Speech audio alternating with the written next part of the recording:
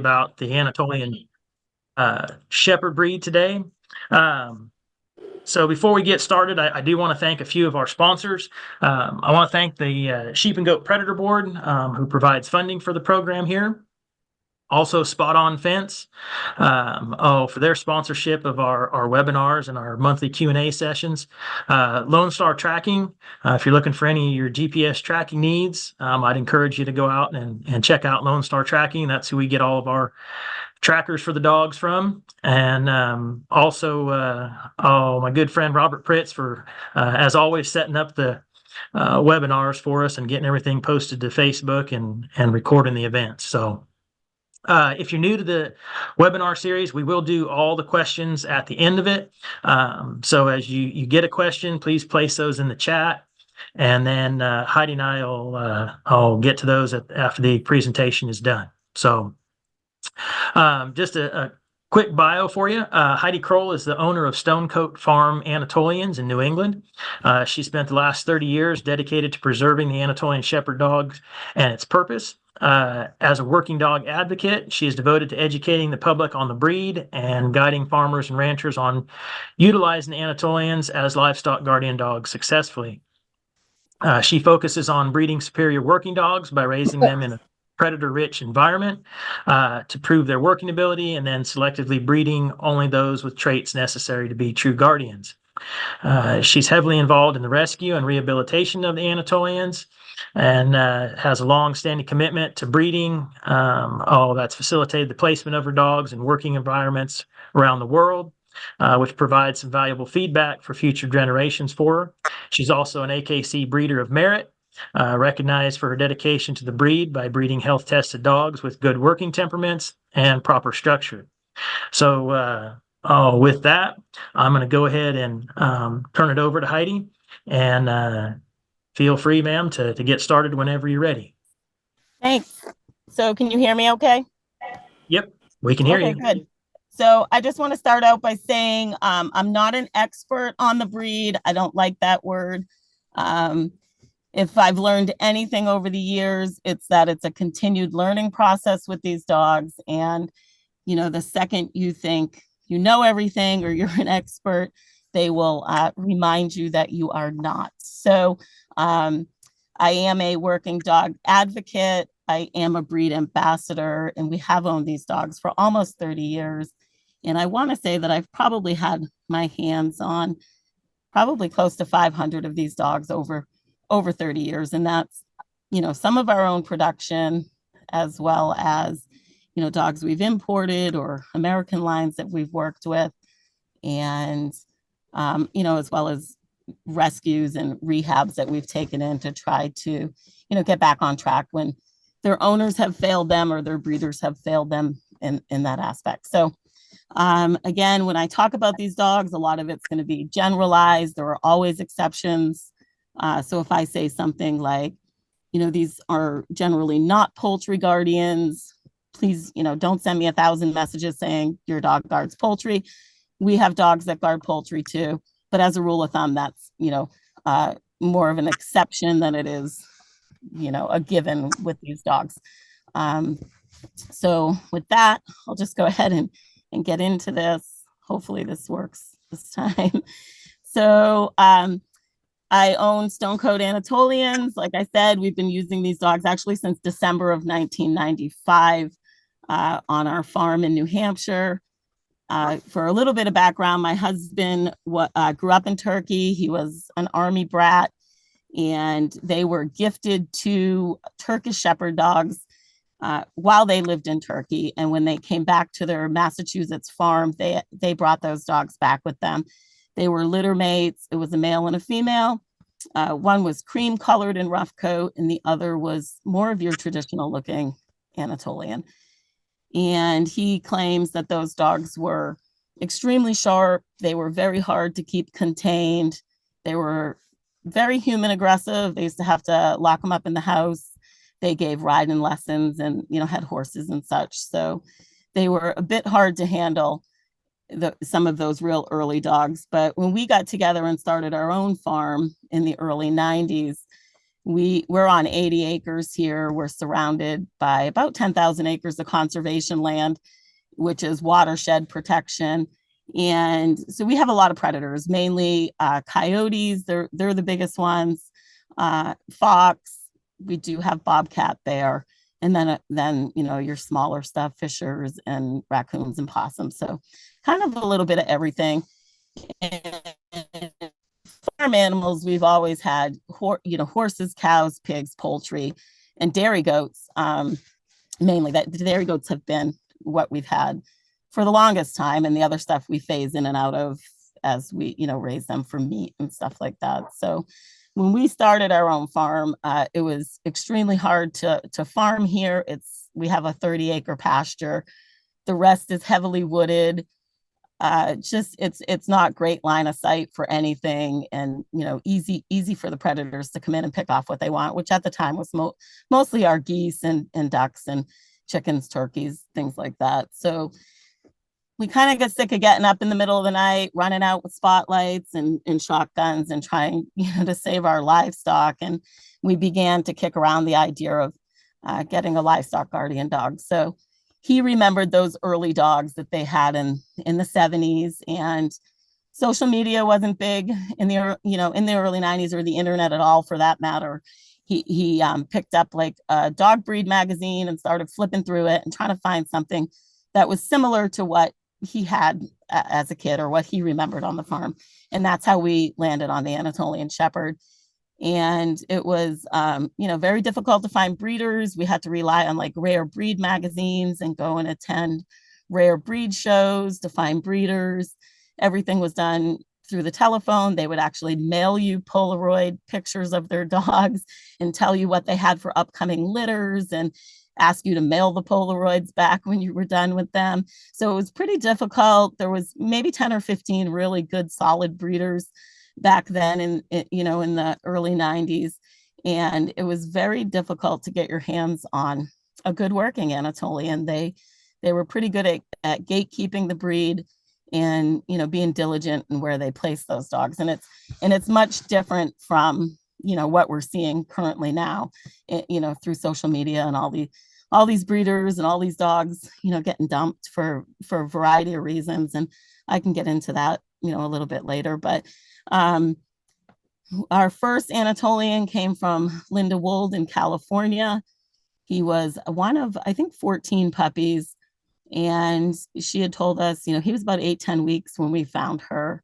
And she had told us he was, what she deemed alpha in the litter. And he was probably going to be really tough and hard to handle. And we took a gamble on that dog and brought him to New Hampshire. And it was our first real experience with a livestock guardian dog, and probably not the best one.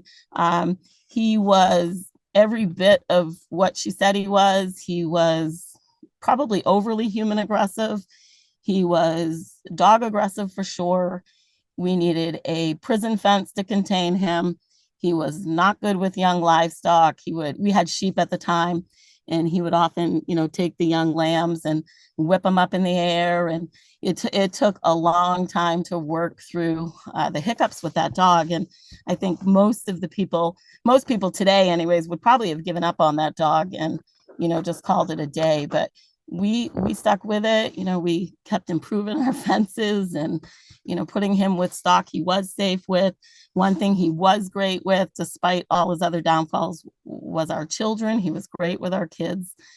He would follow them around outside and keep them away from the hot wire and the bulls and stuff like that. So, he did have a few good traits, but it was quite the learning experience with him. And when he was about 4 years old, we started adding more dogs. And, we got our dogs from different breeders across the US. And I would say that, those early Anatolians are very different than a lot of the Anatolians that we see nowadays. And part of that is selective breeding, but, he whoops. Sorry, I don't know who's speaking, but he definitely taught us a lot of lessons. So, we took those lessons moving forward. We didn't do any breeding ourselves for probably the first 10 years that we owned these dogs. We just were, trying to learn about them and what we felt were good traits and what we liked in our dogs and what we didn't like in our dogs. And it wasn't until years later and I started getting dogs from Lucky Hit Farm or ranch in Texas that I really started to see what we had been looking for 10 years or more, and starting to get those traits all in one dog. So that's kind of how our journey began. And then needing the dogs to work and needing the dogs to protect our livestock and not being able to farm without them is what spurred us into breeding and trying to produce those dogs that were nothing like our first dog in many ways, and everything like that Lucky Hit dog that we finally got 10 years or so into our journey. So I'm going to talk about, now I'm going to move on to the Anatolian Shepherd's dog, and is it a breed? And you hear a lot of times on social media, people arguing back and forth that it's a mutt, it's a street dog from Turkey. It's, the only real Turkish livestock guardian dog is a Kongol or an Akbash. You hear that too. So in both those dogs have their own registries here in the United States. So, but when we talk about a livestock guardian, a land race, you talk about, dogs that are,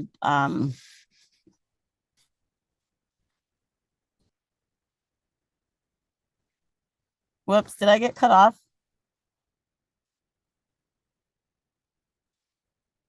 Yes, ma'am, we lost you there for a second. Okay. Whoops, now this thing's, okay, there we go.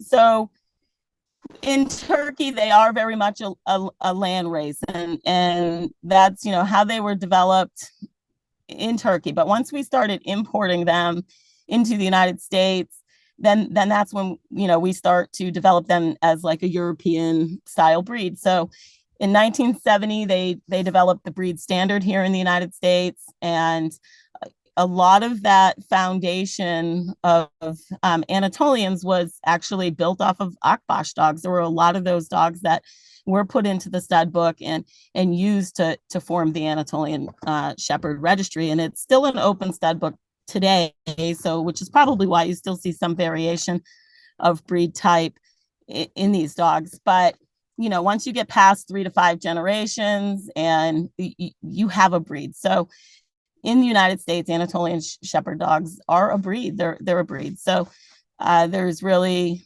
nothing to discuss about, whether they're the same thing as a Kongol or they're not the same thing. They all fall under the Turkish Shepherd dog umbrella, and they will vary slightly in type. But if the breeders are following, the breed standard, you're going to get consistency of type and predictability of traits in those dogs. And one thing you do have to be careful when we import our dogs, we try to import. So I've imported several from Australia, from Tribosi Anatolians.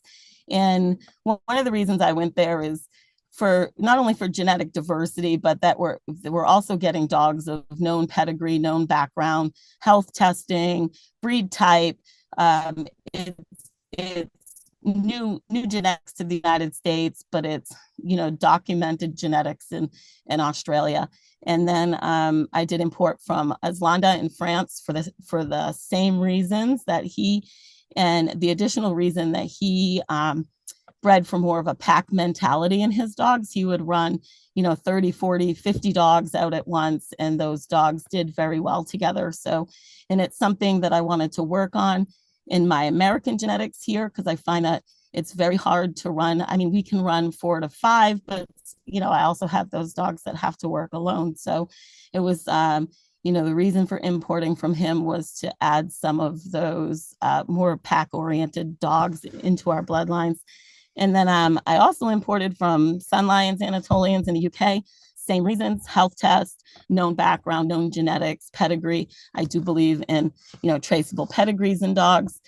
So I think some of the variation that you're still seeing in the United States is maybe for lack of people believing in the breed standard, but also people like their certain type or style when they're importing, and you get people that are importing directly from Turkey. And the one common trait that ties all these dogs together is their ability to work. So you are going to, get some variation in that. And I think the reason that I've mainly stayed away from importing from Turkey is, and it's not because I have a lot of Turkish dogs in the background of my dogs, but I think when you initially import those dogs, a lot is unknown. So a lot of their background is unknown. Health testing really isn't a thing there.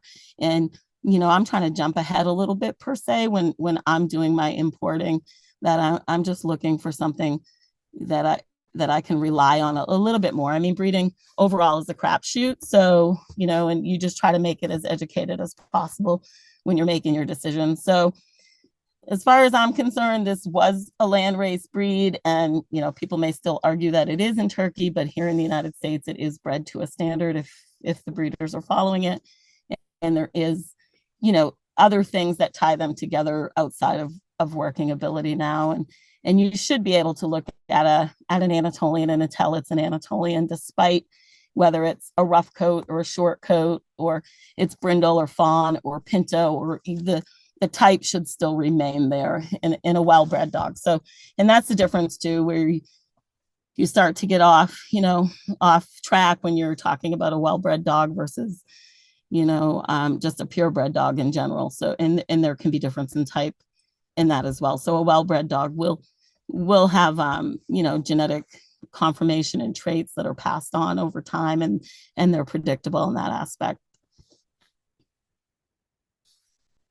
So that brings us to the breed standard. I know a lot of people probably are not interested in that in terms of, raising a working dog.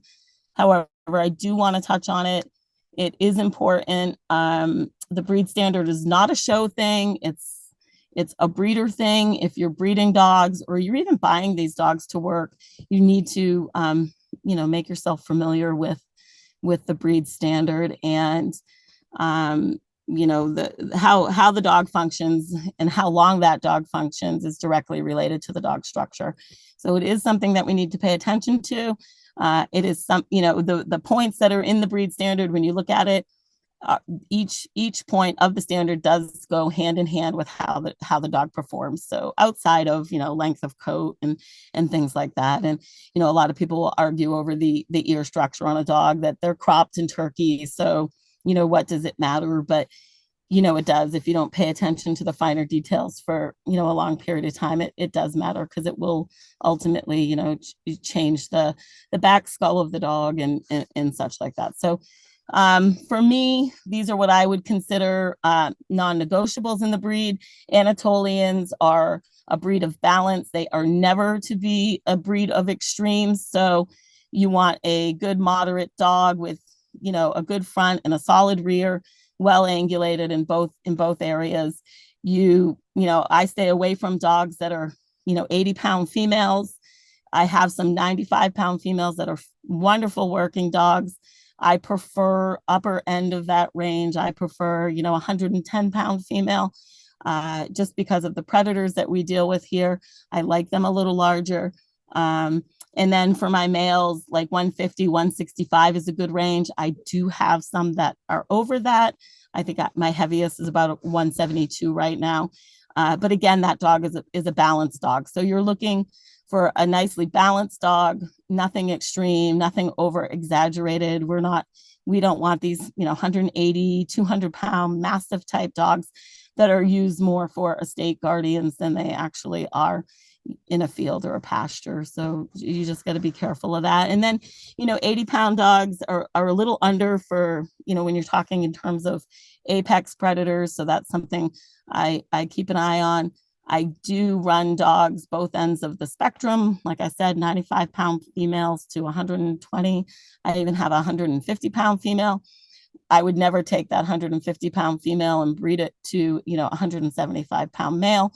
Again, I'm trying to find that balance, that middle road, that dog that, can work 10 or 12 or 14 years in the pasture without breaking down. So those bigger dogs and smaller dogs, they serve a purpose, and that's to get back to the middle, get back to the balance, and get back to what works.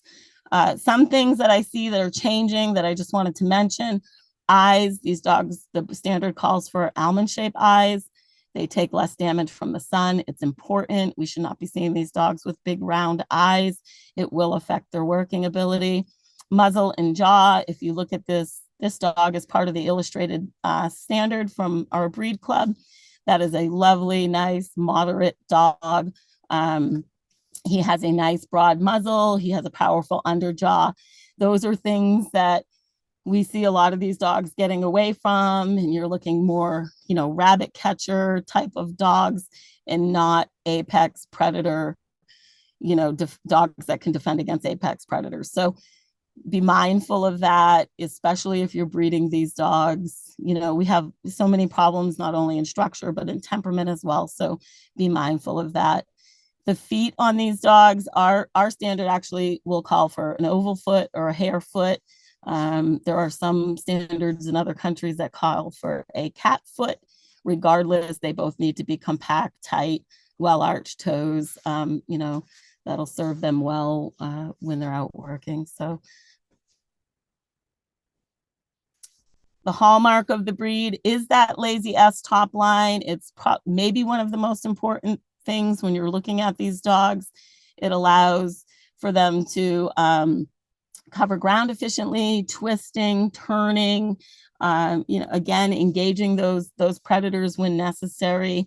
It's the framework that holds everything underneath. And it is in the standard for a reason. So we want to see that dip behind the withers, the rise over the loin. A flat top line is a show thing. That is something show breeders breed for. It is not functional in the field. So we need to be mindful of that top line when we're breeding. The neck ruff, that's something else that's important in this breed that we see disappearing in a lot of lines. That is, your dog's defense if it has to engage a wolf or a stray dog or a coyote or whatever. That's where it's going to get grabbed, and it needs that extra neck ruff there to protect it. So look for that in dogs. It should be there. And again, we're talking back to size, that it's not a breed of extremes. It's important that the dog be balanced. We don't want to see a straight front and an over-angulated rear. Those dogs may be good working dogs for, maybe a shorter duration, but they don't make good breeding candidates. And I think we really, really need to focus on a lot like what we're breeding. While those dogs should, the most important trait in breeding these dogs, of course, is their ability to work. And if they don't have that, it's not worth looking at the rest of the dog. But we need to understand structure. We need to do a little bit better by the dog in that aspect. And we're seeing a lot of stuff that these dogs, hallmarks of the breed and stuff that these dogs are known for disappearing, by people that maybe don't have access to the education that they should have. So, structure books are readily available. Find one, read it, make sure that the structure of a pug is not the same as the structure of an Anatolian. They aren't going to move the same way. But if you stick with a general working dog structure book, you'll learn a few things on that. And I think everybody could touch upon that a little bit. So now I'm going to go into breed traits.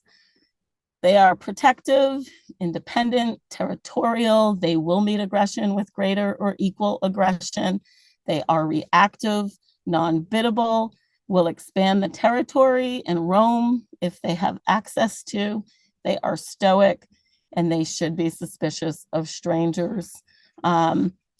So on the protective mode, we all know that they will protect what's theirs. They'll protect what they're bonded to. And that, starts from 4 weeks old on, that bonding. So you have to expect that with these dogs, and expect that they're independent thinkers. Without that independent thinking, we would be standing out there all day, telling them what is a threat and what isn't a threat, and helping them work through that. And yeah, there's a little bit of that when they're puppies. Sometimes, puppies bark more at things while they're learning, while they're building that discernment and learning what's a threat and what isn't a threat.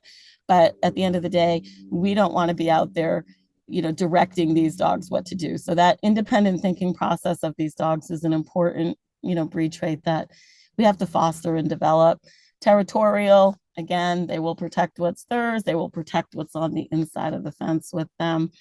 Will meet aggression with greater or equal aggression.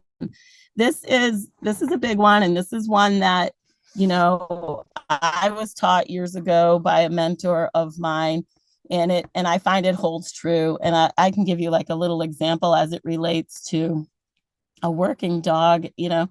So if you have a dog out with your bucks and it's rut, and those bucks are repeatedly headbutting your dog and, you know, knocking the dog around, there's only so much of that an Anatolian will take before they tell off the goat.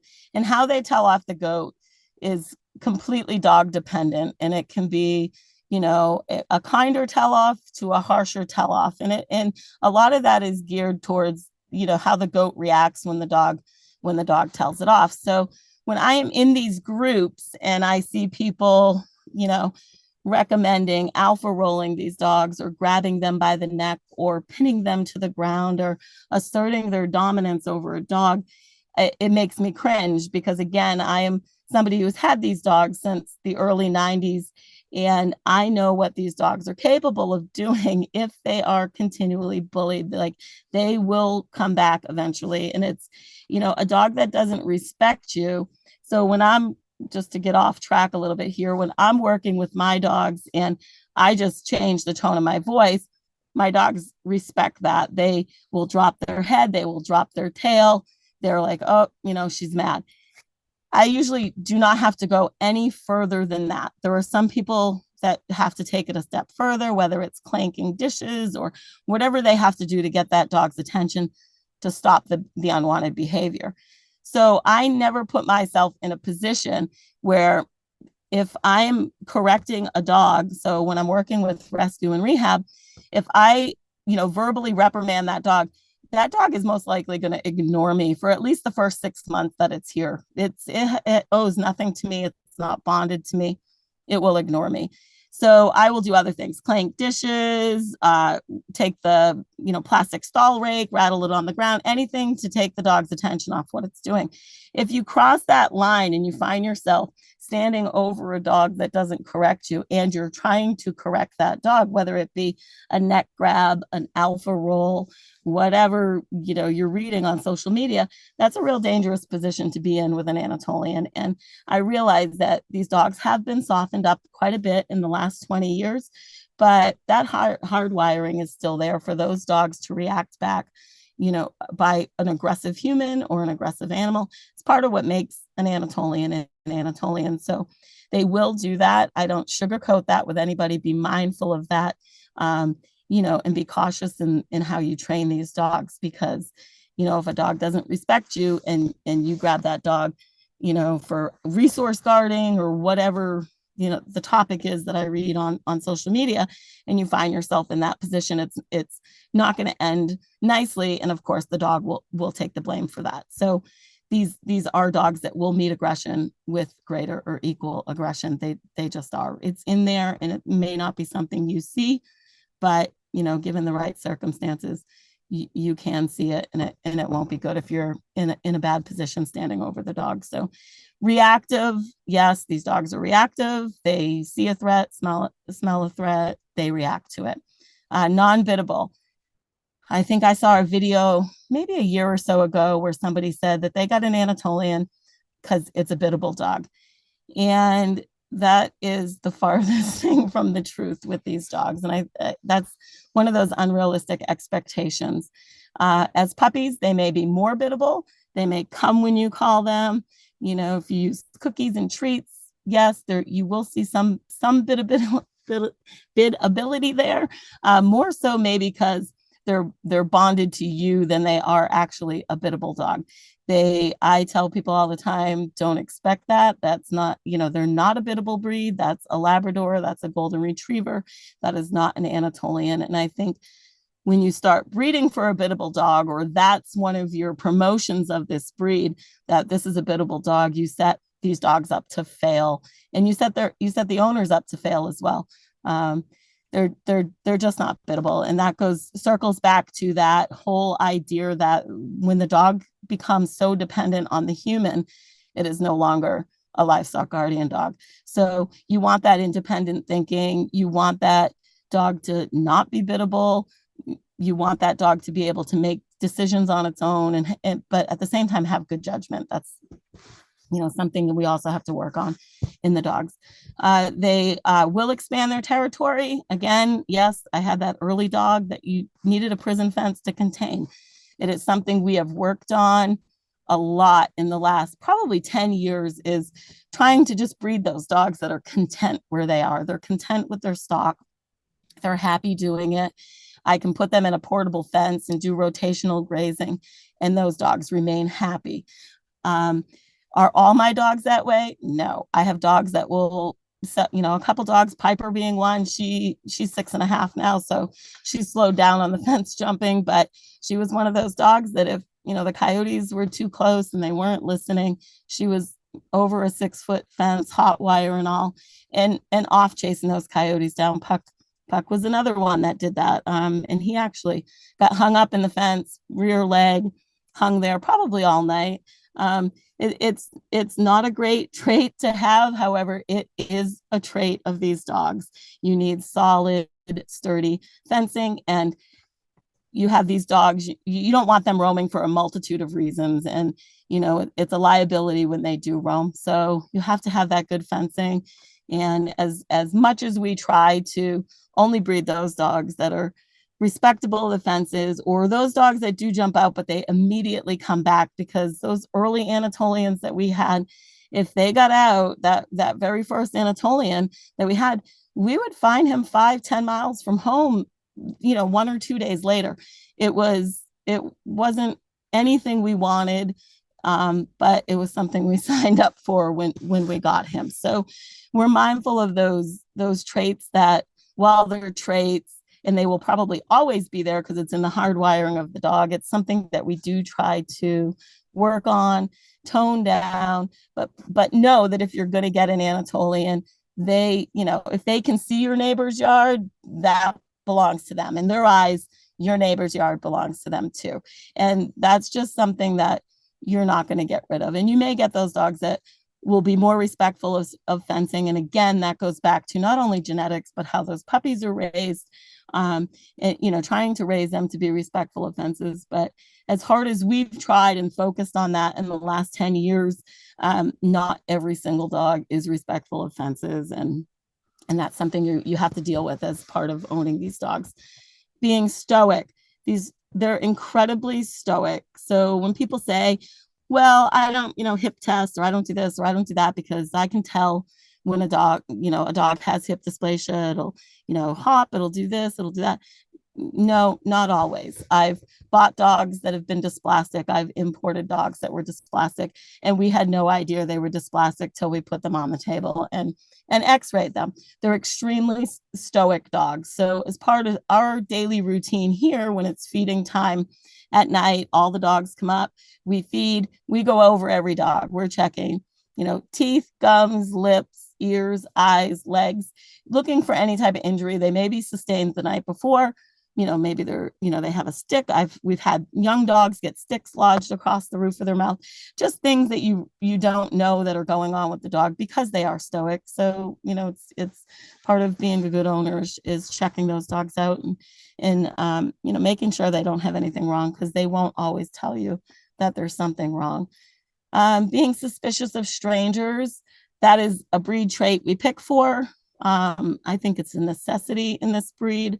I think they need to be suspicious of strange people, strange dogs, and strange things. And a lot of times on social media, you see not only did, human predators come in and steal the stock, they stole the dogs too.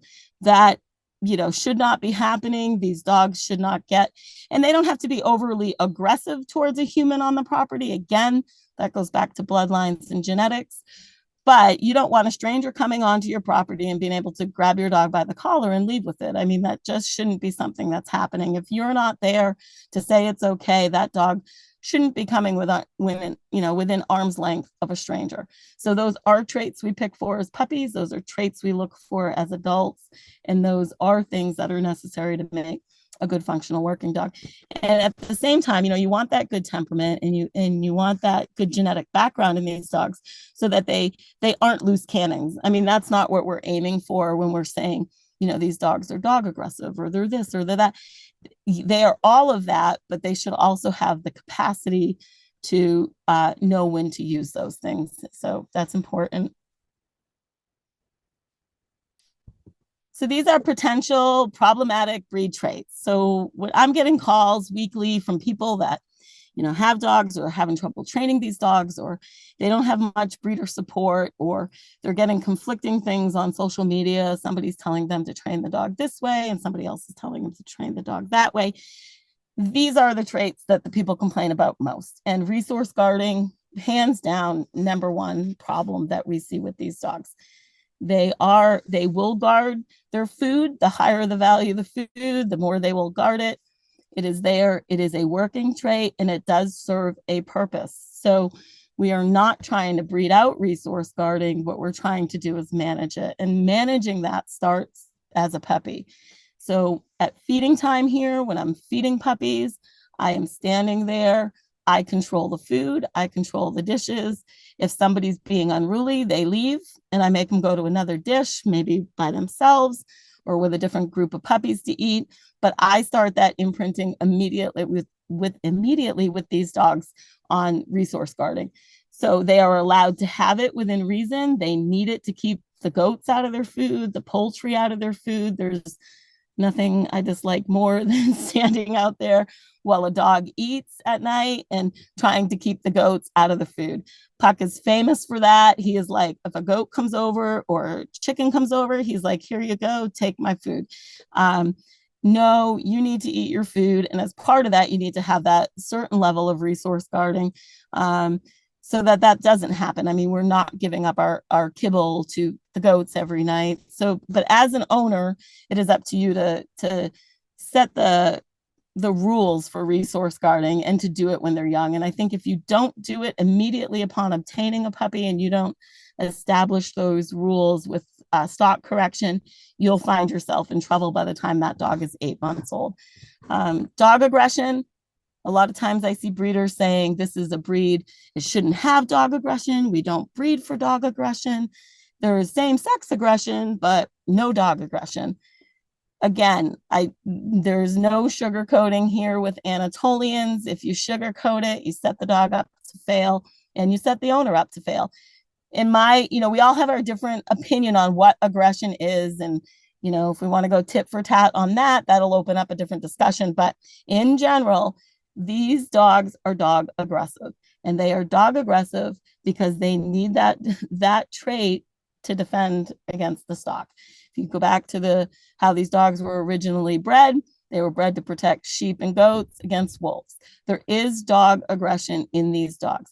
How that dog, decides whether, the neighbor's dog is good or not good is again dependent on the individual dog, the genetics behind the dog, and the owner who is training that dog. But dog aggression does exist in this breed. So don't think that, your dog is going along fine and it turns a year old and automatically hates all the dogs at the dog park that you've been taking it to since it was a puppy. That is most likely going to happen. The majority of Anatolians upon maturity will not appreciate strange dogs. So expect that. Stranger aggression. Again, Anatolians should be suspicious of strangers. They should not allow strangers to come in and grab them or their stock. There does need to be a certain level of human aggression or stranger aggression. Again, we are not breeding for a loose cannon. We are not breeding for that dog that just attacks somebody for no reason.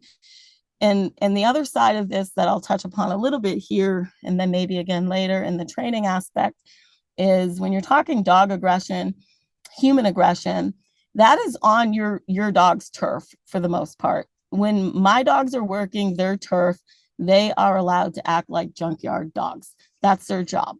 But if I take them off property to the vet, to a dog show, to the grain store, I expect my dogs to behave appropriately.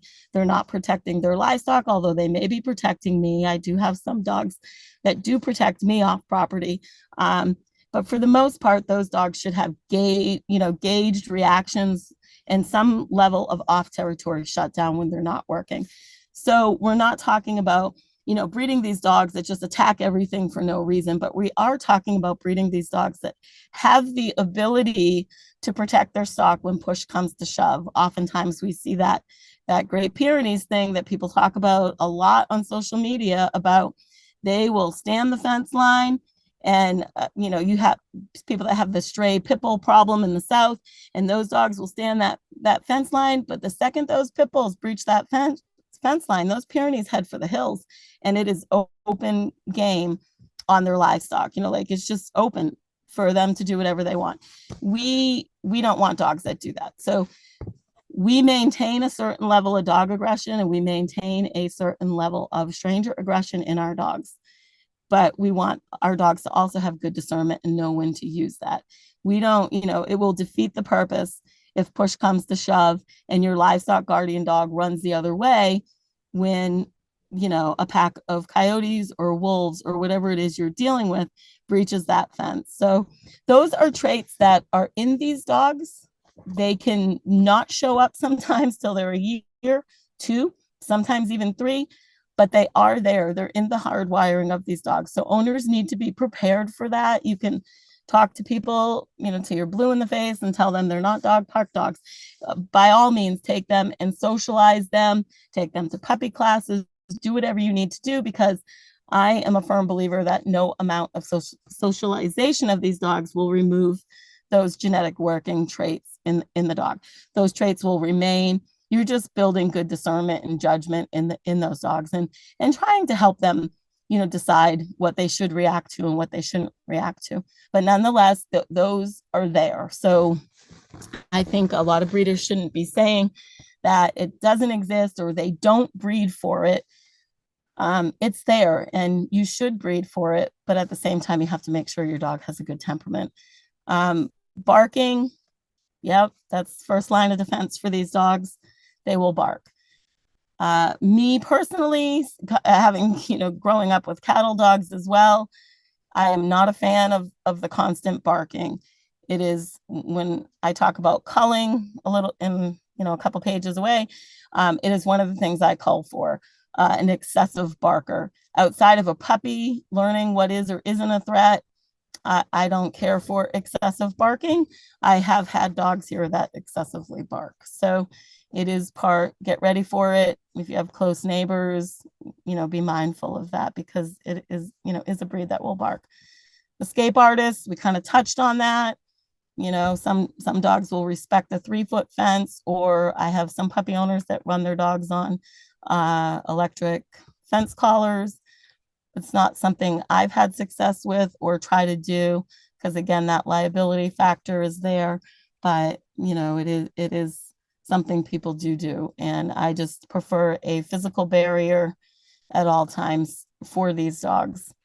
No reliable recall. Again, you will see people say, oh, my dog comes 100% of the time when I call it. Well, your dog is a 6-month-old puppy. And yes, it probably comes when you call it. You'll have, trainers that own these dogs that say, oh, their dog, 100% reliable recall. I think that sets the dog up to fail. I have not had one Anatolian that has had 100% reliable recall. And I know several people who have had Anatolians that think their Anatolians have 100% reliable recall, and they take them on a hike, and the second the dog finds something more interesting, there is no recall of any kind, and that dog is lost. It's happened numerous times over the years. I know some breeders that have had it happen. There, in my mind, my opinion, my experience with these dogs, there is no such thing as reliable recall. If you think you can, voice control a dog, an Anatolian, especially a new Anatolian, you just can't. I mean, it's unrealistic expectations, again, put on these dogs. And it's probably why we're seeing an explosion of them in shelters, being dumped on the side of the roads, that, and also, a pretty much down market for the breed. So stubborn, they're incredibly stubborn. I like to tell people, try to use that reverse psychology that you use with your children. It goes a long way with Anatolians. If you get into a piss and match, so to speak, with them, where you want them to do this and they're telling you no, you will lose hands down every time. So redirection, refocus that dog. Reverse psychology works pretty good, but that can be a potential problem. Independent judgment, again, necessary for a working dog. We do not want to be standing out there 24/7 telling our dogs how to react to different predators or visitors or people, or that has to come from the dog. That independent judgment is from the dog. And you may disagree. You may go out and tell your dog, knock it off, that's just the neighbor. And that dog may say, I don't care. I'm going to bark at the neighbor anyways. And I always tell people Anatolians are an excellent judge of character. If they don't like somebody, believe it and trust it, and don't force the issue. So sometimes they pick up on things that we don't. And I can remember years ago, I took Puck to a dog show, and there were two women there that he did not like, and he was grumbling and growling at him pretty much the whole time. And I could, just feel it in his chest when he was standing next to me. And he did eventually sound off at one of them. And I just, that's an Anatolian being an Anatolian, using their judgment. There's obviously a reason that he doesn't like them. I don't know what it is, but he does. And I don't, force those situations at all. 4 years later, his son met those same two ladies at a dog show and did the same exact thing he did. So again, trust your dog's judgment. They may not always agree with you, and you may not always agree with them, but it's part of owning an Anatolian, so get used to it. Selecting for working ability. This is how I do it. There may be a lot of differences in opinion on it. When we talk about working ability and we refer to stock, we are only talking about sheep or goats. We are not talking about horses. We are not talking about poultry. We are not talking about cows, pigs, or anything else. We are strictly talking sheep or goats. And can Anatolians make good poultry guardians? Absolutely. We have several here that are safe with them. Can they make good pig guardians? Sure. But when we talk about working traits and selecting for those working traits, we are talking about sheep or goats. Poultry does take work. Horses does, take some work as well. We used to have about 30, 40 horses here at one time. I never required my dogs to be in the same fence as them. They can be dangerous. They were allowed to slip under the fences and go in and mingle with them, but we always made sure they had an escape route. So let's talk about soft culling. So I think, in Turkey, there was hard culling. I don't think a lot of people do the culling that should be done here. We are definitely pro soft culling these dogs. It is not uncommon for me to keep 2-3 puppies in a litter, raise those puppies till they're 2 years old, look at them health-wise, look at what their hips look like, look at what their working traits are, and then decide the best of those 3 dogs. What dog has the most of what I want, the least amount of things I need to correct in maybe the next generation? Do I have a dog that, will offset those things that I don't want? And then that decides whether or not I even breed that dog. Now, typically, we are breeders, we do breed dogs, but again, we are maybe only breeding 20% of the dogs we raise. I am that selective on my dogs. I will soft cull for probably a lot more things than most people will. And that's why when you're looking for a breeder, you should be looking for one that has multiple dogs, not just 2 dogs. Can there be good breeders with 2 dogs? Yes. You want to see that breeder's mentor. You want to see the lines behind those dogs. But a lot of times people get stuck in that rut where, they have a male and female dog, and because it's a male and a female, they're going to let those dogs breed. And that's never a reason to allow these dogs to breed. And it's part of the problem that we're seeing with, this explosion of Anatolians in rescues and shelters all over. And I think last year we maybe took in and facilitated the rehome in about 50 Anatolians, which is a huge, huge number, and it's heading that way again this year. So, when you're looking for puppies, please be mindful of those people that are breeding them. Ask a lot of questions. The best breeders have a lot of dogs to choose from. That way, they're not so-called forced to just breed the garbage they have. They're really looking for the best dogs in it, and it's something that we need to get back to. We need to get back to that, being able to say that, yeah, I love that dog, and it is a good dog in this aspect, in that aspect, but at the end of the day, it's just not a breeding dog. Like, the dog, not every dog was meant to be bred, and we need to accept that and understand that. And especially if we're, trying to produce dogs that, perform a purpose, have a purpose-bred dog, a well-bred dog, a dog. I sell a lot of puppies to first-time Anatolian owners. So there's so many things that come into play, and you need to be able to cull those dogs. You need to not be breeding those substandard dogs that just, you're breeding because you have them. You should select puppies from 2 working parents, at a minimum, proven working parents. If you can get your hands on a pedigree, I believe in pedigrees. I believe in traceable genetics in a dog. You need to look at those pedigrees and research the dogs in those pedigrees. Ideally, you want to see a pedigree full of working dogs, and successful working dogs that, are proven, which means, they're not just out there barking at predators, but maybe they've also engaged predators and they're capable guardians. We pick puppies that prefer stock over humans. If I go in, yes, fine if the puppy comes up and greets me, but I love those puppies that immediately return to their stock.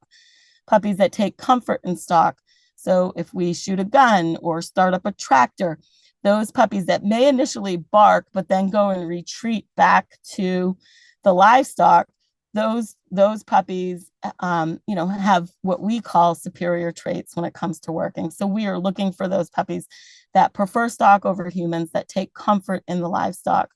We're also looking for the puppies that bond with their stock. A lot of people think that Anatolian's role is to sit on a hill and overlook the pasture and never interact with the livestock. And when I think about that, I think about, well, bonding comes from, daily interaction with the livestock. So we want those puppies that are licking the livestock, that are interested in the livestock, that are cleaning the livestock, sleeping with the livestock.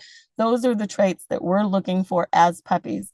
Again, suspicious of strange things. We're looking for that as puppies. We are looking for those puppies that go out and maybe a tree limb has fallen overnight and they notice it and they're suspicious of it, and again, we gauge how they react to it. Do they go up? Do they check it out? All that comes into play. But initially, we were looking for those dogs that are suspicious.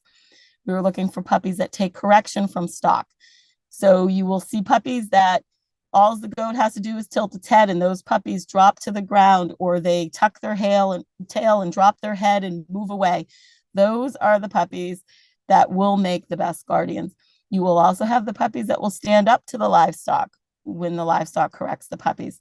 So you need to actually raise the puppies with stock to be able to understand the different traits that you will see. And no matter, how many litters you breed or what your goal is for breeding these puppies and picking these puppies to carry on the traits, you're looking at a bell curve. So the majority of those puppies will fall in the middle. You will have puppies that don't make good livestock guardian dogs, and you have puppies that are more bonded to people that, will make good, companion or family guardian type dogs.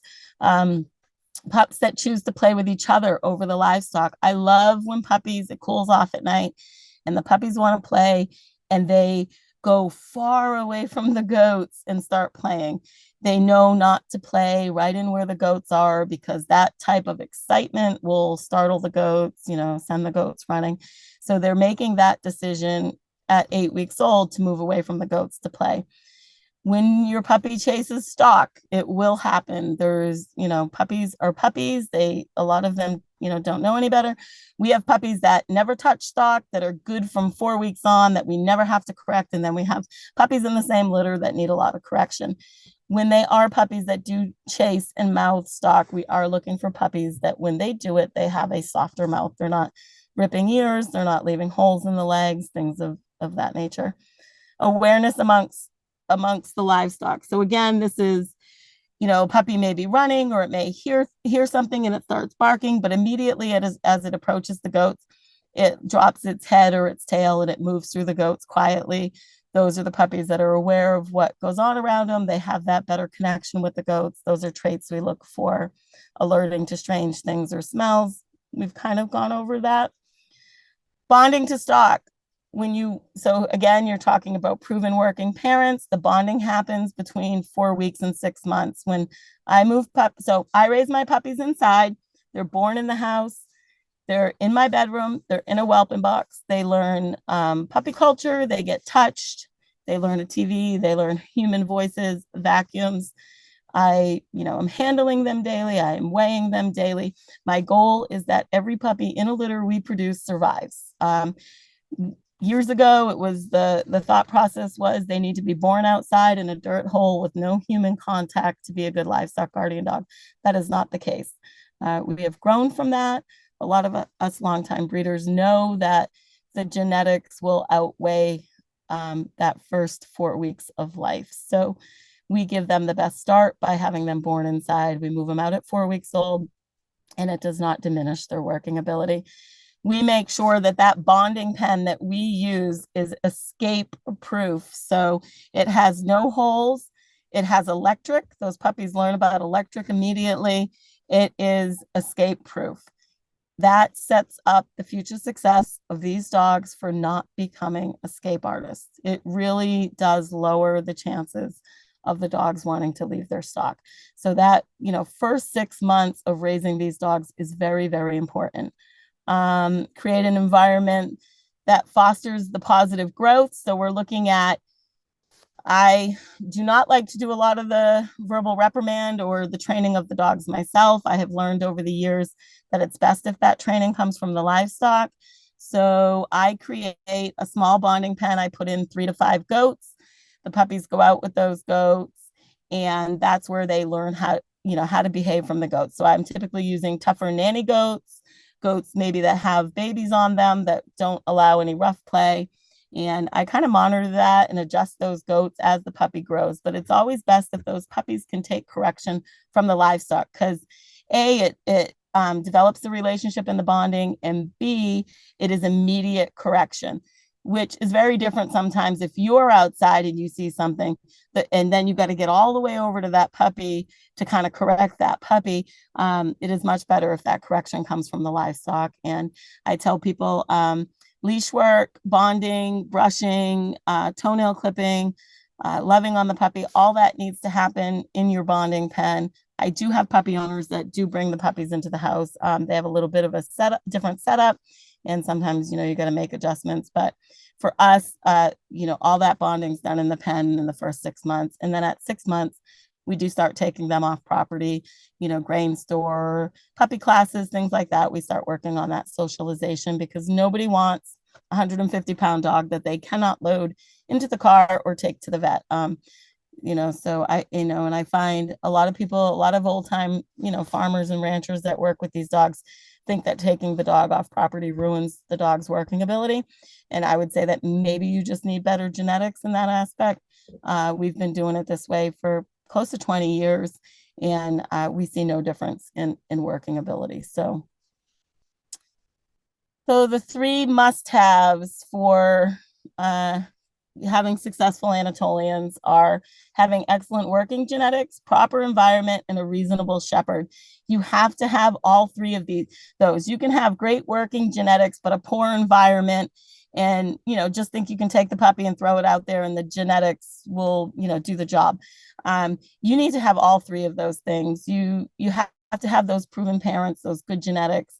You need to set the puppies up for success. You need to have a proper training pen. You need to supervise those puppies, and not be a harsh shepherd when you're training those puppies. You need to be reasonable. You need to have reasonable expectations, and building a bond with that puppy will go a long way for you.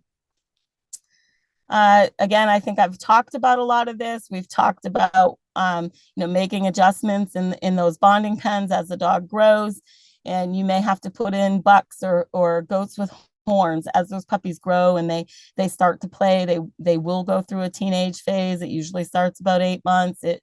It may last a month or two. It may last a year. Again, that's dependent on a lot of things. It's dependent on genetics. It's dependent on the environment you provide, and then your bond with the dog and your correction of that dog. So talked about socializing. I think most of this slide that I've covered, because I jump around, I have a squirrel brain. So here we talk about being a reasonable shepherd. Never use harsh training methods. So I've had these dogs nearly 30 years. We don't use shock collars, we don't use dangle sticks, and we don't use yokes. We don't use a lot of things that we see other people using when they train their dogs. And I am outside of the shock collar, using that for correction. I'm not saying that, maybe that dangle stick works for you. I'm just saying, I think it was much easier for me to create an environment where the goats do 90% of the work in training my puppies than it is me standing there shocking a dog or, putting a dangle stick on him so he doesn't chase the stock. So I don't believe in ever using harsh training methods with these dogs. Never hit an Anatolian. We talked about that. Alpha rolling, pinning, garbage, and you being alpha over an Anatolian. Thinking you're alpha over an Anatolian is just a false sense of security. You were never alpha over an Anatolian. It is very much a partnership and not a dictatorship. And if you make it a dictatorship, some of those old school genetics will, rear their ugly head, and you'll have to be prepared for that. Be prepared to train these dogs. They are not robotics. Just because they're livestock guardian dogs doesn't mean, they're going to love all livestock. You can throw them out there, leave them alone. It's, their genetics are going to take over. It's not true. They will generally bond to what they were raised with. But if you start to introduce poultry, or you get your dog from a breeder that doesn't have the livestock you have, you will have to train that dog. There will be training involved. Be prepared to go back to the basics. If that dog starts chasing livestock or it starts misbehaving, go back to leash work, go back to what worked as an 8, 10, 12, 16-week-old puppy. And you may have to do that over and over again as that dog grows. It's not uncommon. So, and the big one is never blame the dog. It is not the dog's fault that it ate a chicken because it was 6 months old and you put it out with the chickens. So you have to, I find the most successful owners are those that are readily able to take the blame for their mistakes, where they say, dang, I thought that puppy might be safe, but now I know he's not. And oftentimes you see these dogs being dumped for the silliest reasons of, adolescent behavior that is the fault of the shepherd, the person raising the dog. So let's be, realistic when we talk about these dogs. Yes, they are livestock guardian dogs. No, they are not push button, throw them out in the field and, they're just magically going to do it because their genetics from 6,000 years ago told them. So that's not the case. So yep, here's all the quickest ways to ruin your Anatolian. You guys can read through those. I just touched on a little bit of them. Let's just be realistic when raising these dogs. They are dogs. They make mistakes. We make way more mistakes than they do. So again, we need to be reasonable. A puppy is a puppy. Yes, they have less prey drive, but they still have nonetheless, prey drive, or I have breeder friends that like to call it play drive. No, they will chase your livestock. Some puppies will chase your livestock. So get used to that. Be prepared to deal with it. It's just, let's just be real on what we expect of these dogs. They're not, unicorns. I mean, I love them. They are great for so many things. And I mean, I wouldn't have had them this many years if I wasn't absolutely in love with them and what they do and how they're able to let us farm. But at the same time, a dog is a dog. So let's we're supposed to have the bigger brain here and be able to stop stuff before it happens, or be able to look at a situation and say, yeah, well, maybe I shouldn't leave for the day and leave my puppy out with 50 chickens. We need to make those decisions for the dogs. That's all about helping them be successful. And then the last thing is finding a good breeder. I like to think of myself as a preservation breeder. I raise these dogs in a working environment. I do very least basic health testing, at least the hips. Most of the times we do hips, elbows, thyroids. Sometimes we do genetic testing as well, which basically only covers 2 diseases for Anatolians if you're embarking your Anatolians. You want a breeder that has at least 10 years experience. If you can't find a breeder with 10 years experience, find a newer breeder that has a mentor with 10 years experience, because this is important. These are the people that have weathered the storm. These are the people that have raised these dogs for decades. These are the people that haven't given up on these dogs. These are the people that are responsible for what they breed. They take back the ones that they didn't place appropriately, and so on and so forth. Look for the breeders that have time in the breed, because they're going to be the ones that help you be successful with your dog. A breeder who raises multiple dogs of multiple different backgrounds, those breeders have a better handle on issues with your puppy. When your puppy starts to misbehave, those are the breeders that have a vast knowledge of these dogs. They're not a breeder that has had 1 or 2 dogs, in a hobby farm. And I'm not trying to say that those people don't have knowledge. They just have less knowledge, and sometimes it's not practical knowledge. Go to those breeders that have raised 50, 100 of these dogs in a working setting, and they've had imports and various bloodlines, and those are the breeders that have the experience to help you raise your own puppy and be successful with your puppy. And look for those breeders that retain their own dogs. There's nothing more important than a breeder that is on their 5th, 6th, 7th, 8th, 9th generation of their own bred dogs, because that means their dogs are successful, their dogs are working for them, the people are happy with what they're getting, and those people are producing good dogs. The people that never retain their own puppies, or they're constantly importing, tells me they're not happy with their production, and that maybe you're not going to be happy with their production either. So pay attention to that. We're in a time right now where Anatolians are being tossed aside like I have never seen before. It's incredibly sad. I'm heavily involved in rescue. I see what the people that are in the trenches saving these dogs are going through. Yeah.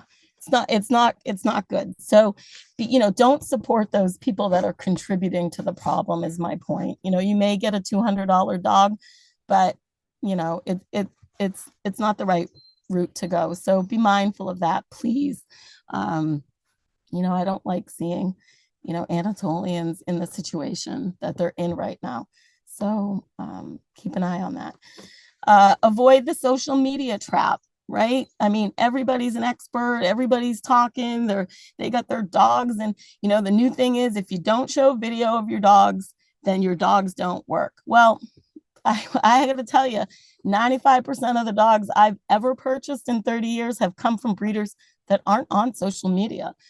Some of them don't even have a website, and yet they produce the best working dogs. So, avoid that garbage. That I had a Bichon mutt that would chase a fox off the property every day. I have it on video. He was not a livestock guardian dog. Like a 30-second video of a dog running across the field barking at something is not an indication of the dog's working ability. And I don't know why this whole social media age is heading that way. I mean, a good breeder has multiple generations of working dogs, and that's it. Like, regardless of whether they show their dog on the internet or not, or whether their dog works or not, works in the public, when they're posting it all the time, that doesn't define a good breeder. A good breeder is defined by, production, what they've produced, and the people that, are using their dogs and are happy with them. So ask for references. If a breeder's been breeding long enough, they can send you a page of, references of people that are using their dogs, word of mouth. Don't rely on social media. So I think that's about it. I hope I didn't skip over too much, and I hope we got a couple minutes for questions. Yes, we do. Oh, so the first question was, earlier in the presentation, it was from Carmel. She wanted to know if, 15 to 20 acres are okay for an Anatolian with a couple goats, 4 cows, some chickens, and some rabbits. I think so. I mean, like I said, I think a lot of things have changed, and it's up to the breeder to fit you with a dog that's going to, fit your setup and what you have going on. And I surely have dogs here that have the drive to work 200 and 300 acres, and I have dogs working 200 or 300 acres all over. I have some right in the Berkshires here in New England that are working that big acreage. So, make sure the breeder knows what you're looking for, make sure they know your setup, make sure, I'd like to say by the time a puppy's 10 or 12 weeks old, I would like to think that I can place it appropriately. And these dogs do need a job to do. They do need to keep their mind active. But, I have dogs in family settings as well as, on a couple acres, fenced yard, and those dogs are happy. I will say I do get the most kickback and the most training questions from those people making these dogs into more of a pet than a working dog.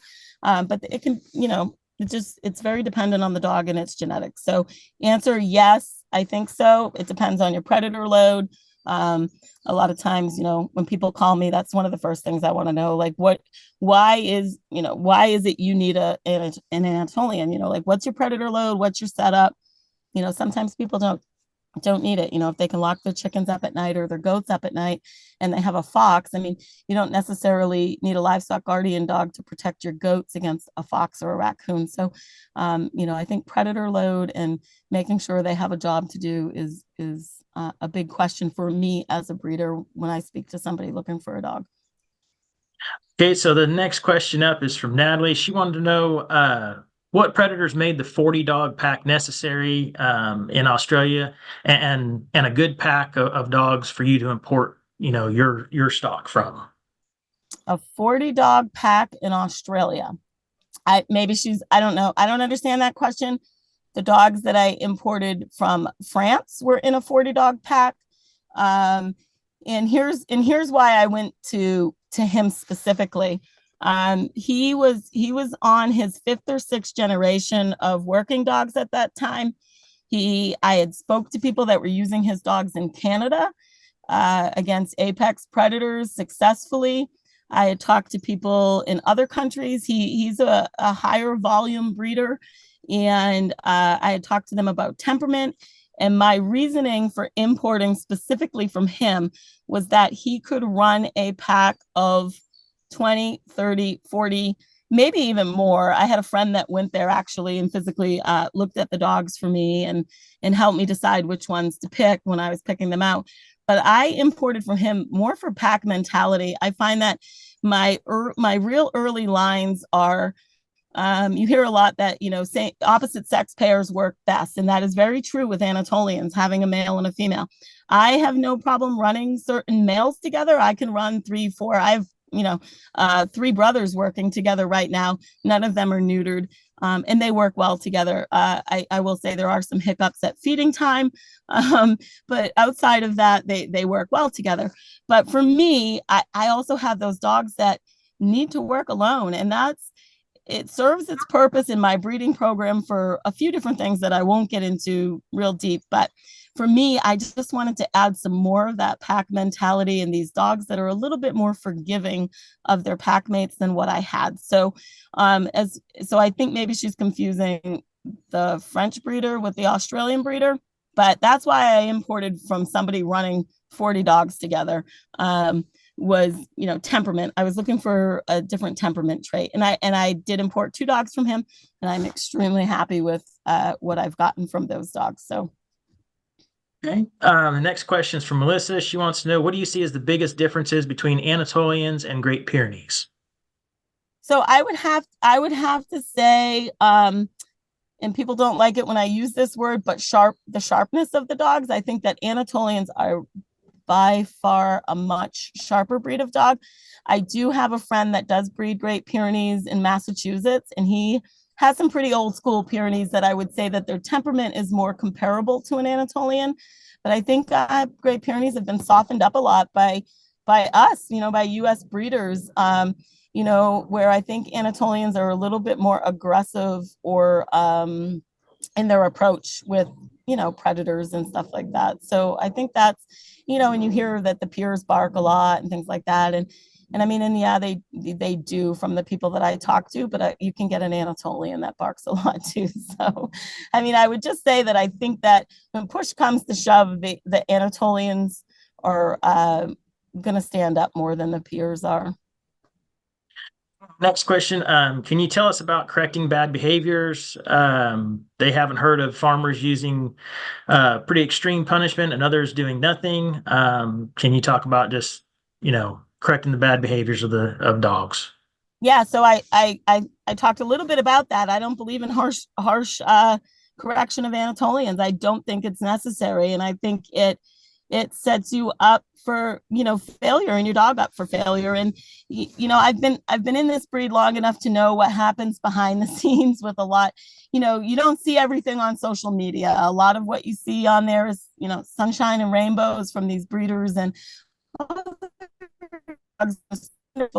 But there are those horror stories of the people that have used harsh corrections in these dogs. And I think that if you are using harsh corrections, such as grabbing them by the neck, pinning them to the ground, and alpha rolling these dogs, and that you have not been bitten by the dog, that you're lucky. I think maybe you have some of those softer dogs that don't have it in them to meet that aggression with aggression. And I will tell you, when you meet that dog that puts you back in your place, you will change how you raise these dogs. Like I said, in 30 years of raising these dogs in an environment with predators and livestock, I have never hit a dog, used a shock collar, alpha roll, pinned. I pride myself on being somebody that is a reasonable shepherd. I go out there, I spend time with my dogs. I do leash work with those dogs. And that forms a bond where, I'm managing 15 or 20 of these dogs working at once. And I can walk out and just look at somebody with a funny face, and that dog falls right over on the ground. And I've never physically punished that dog. And I just don't think it's necessary. And I think people that do it, they have an ego problem more than anything. And I find ego and Anatolians do not mix. And, sooner or later, those people using those harsh methods of training are going to get taught a lesson. And unfortunately, it will be at the expense of the dog. So. Well, any more questions real quick, folks? We're kind of over time already. Sorry about that, Bill. I told you I can just go on for days. Oh, it's no problem. It was a great presentation. Well, Heidi, thank you again for taking some time out of your busy schedule to come and do the presentation for us. I do one more quick question here. Carmel, she says she has 2 dogs and she'd like to get an Anatolian dog. She wants to know if they think they would get along well together. What are the other breeds of dogs? I don't know. Carmel, can you post that real quick for us? What your other 2 dogs are?